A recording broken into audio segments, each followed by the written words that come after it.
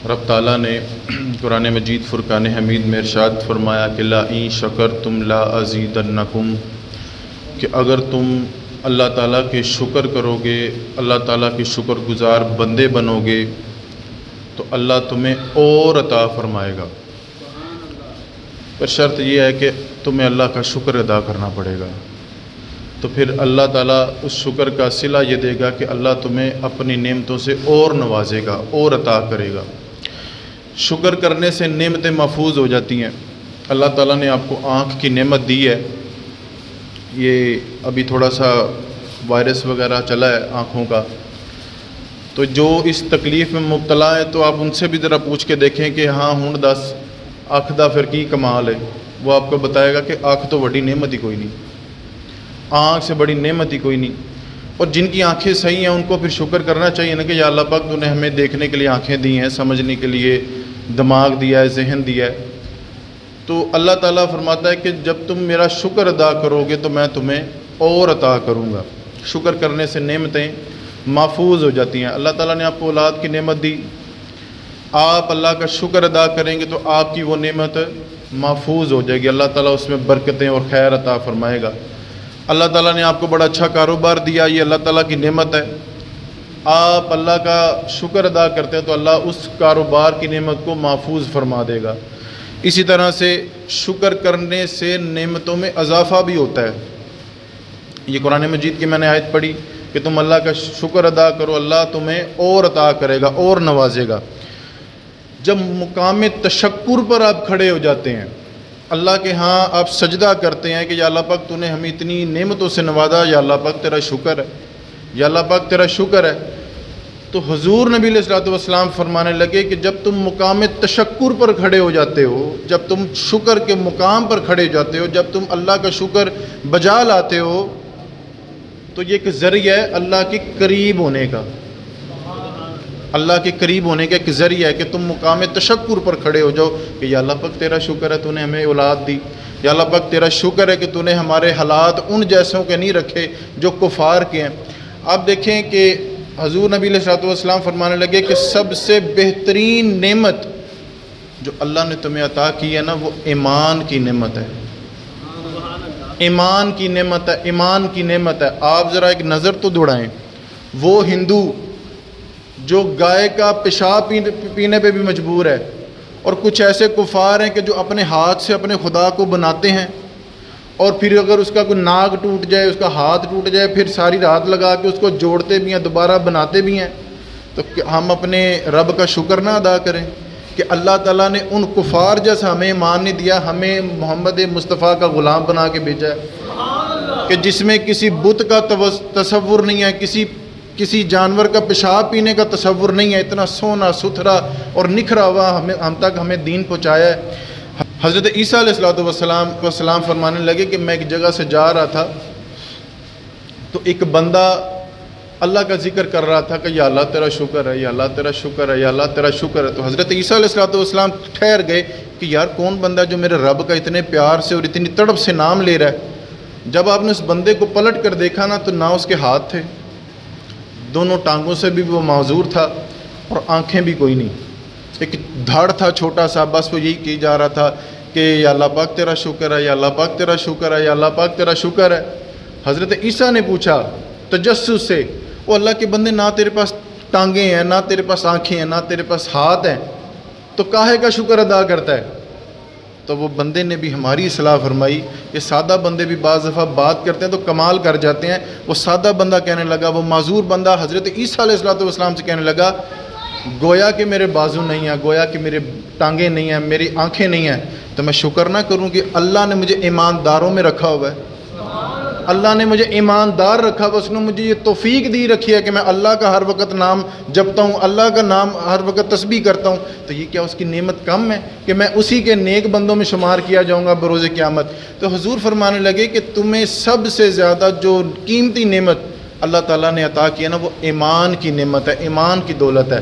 اور آپ کو یہاں پہ بتاتا چلوں کہ محبت مصطفیٰ عین عبادت ہے۔ اب ایک بندہ ایمان کا دعویٰ کرے اسی بھی ایماندار ہاں، اور پھر وہ نبی پاک میں عیب بھی ڈھونڈے. نبی پاک نے ابھی نہیں سی پتہ یہ میلاد منانا کہاں لکھا ہے, یہ جھنڈیاں لگانا کہاں لکھا ہے. وہ ہم کہتے ہیں جھنڈیاں تو بڑی دور کی بات ہے, ہمارا بس چلے تو حضور کی آمد پر ہم اپنا دل کاٹ کر راہوں میں پھینک دیں. یہ تو جھنڈیاں, اور یہ جھنڈیاں کیا ان کی کیا اوقات ہے. یہ ہم اپنی مسجد میں لائٹنگ کر رہے تھے, وہ گلوب وغیرہ لگا رہے تھے بڑی مسجد میں, تو مجھ خادم کو بھی یہ خدمت کا موقع ملا کہ ہم نے بھی وہ گلوب لگائے, اس کو سجایا. تو ایک بندہ مینوں آکھن لگا کہ تسی لانڈ ہے جے گلوب تے یہ تے وہ تے لائٹاں شائٹاں تسی لا رہے جی, تے یہ کتھے لکھیا ہے. میں کہ یار انہوں چھڈ, ساڈا وس نہیں چلدا, نہیں تے اسے لائٹاں دی کی اسی تے تارے لیا کے لائیے. ساڈے بچے دی سالگرہ ہوئے تو ہم پتہ نہیں کیا کیا اس کے لیے جتن کرتے ہیں. تو جب میرے نبی کریم کی پیدائش کا موقع ہو, وہ کہتے ہیں کہ اسی دن ہی حضور کی پیدائش کا دن ہے, اسی دن ہی حضور کی وفات کا دن ہے, تو آپ کو تو سوگ منانا چاہیے. میں کہ جی آج ہمیں پیدائش مولا کی دھوم مچانے دیں. 63 سال دی سرکار دی عمر ہوئی سی, 63 سال بعد. اور ویسے بھی ہمارے نبی زندہ ہیں. یہ عقیدہ حاضر و ناظر, عقیدہ حیات النبی پہ پورے دلائل ہیں. ہمارے علماء نے یہاں پہ دلائل دیے ہیں. بہرحال یہ بحث ایک لمبی چلی جائے گی, میں اپنے موضوع پہ رہنا چاہتا ہوں. حضور نبی علیہ الصلوۃ والسلام فرمانے لگے تمہیں سب سے زیادہ جو قیمتی نعمت دی گئی ہے وہ ایمان کی دولت ہے. ایک بندہ مومن کے پاس جو سب سے قیمتی نعمت ہے وہ ایمان ہے. ایک دن حضور نبی علیہ الصلوۃ والسلام نا کعبہ المعظمہ کے سامنے کھڑے ہو کے, اللہ آپ کو بھی مکے لے جائے, حضور نے غلاف کعبہ پکڑا اور حضور فرمانے لگے او کعبہ تیری بڑی عظمت ہے, تیری بڑی عزت ہے, تیرا بڑا مقام ہے, لیکن اللہ کی نظر میں مومن کی عزت تجھ سے بھی زیادہ ہے. ایک مومن کی عزت تجھ سے بھی زیادہ ہے, تجھ سے بھی زیادہ ہے. ایک ایماندار کی جو حیثیت ہے, جو عزت ہے, وہ کعبہ تجھ سے زیادہ ہے, اس کی اہمیت اللہ کے ہاں. حضور نبی علیہ الصلوۃ والسلام فرمانے لگے کہ اس پر بھی تم نے فخر کرنا ہے. ہم نے ساری زندگی جٹ بٹ چودھری ہونے پہ تو فخر کیا, ہم نے ساری زندگی مالدار ہونے پہ تو فخر کیا, کسی سیاسی جماعت سے وابستہ ہو کے تو ہم نے فخر کیا. ہم نے کبھی یہ فخر بھی کیا کہ ہم مسلمان ہیں؟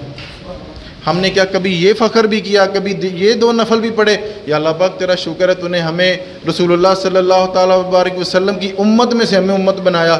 کتنے انبیاء کرام آئے اور یہ خواہش کرتے رہے کہ یا اللہ پاک ہمیں اس آخری نبی کی امت میں سے کرنا, اس آخری نبی کی امت میں سے کرنا. کتنے ولی آئے, حضرت داؤد علیہ السلام کے اولیاء کا ذکر ملتا ہے, حضرت عیسیٰ علیہ السلام کے اولیاء کا ذکر ملتا ہے کہ وہ یہ دعائیں مانگتے رہے کہ یا اللہ پاک وہ جو نبی آنا نا آخر میں, کہیں ہمیں ان کا کلمہ نصیب ہو جائے تو ہمارے بھی وارے نیارے ہو جائیں.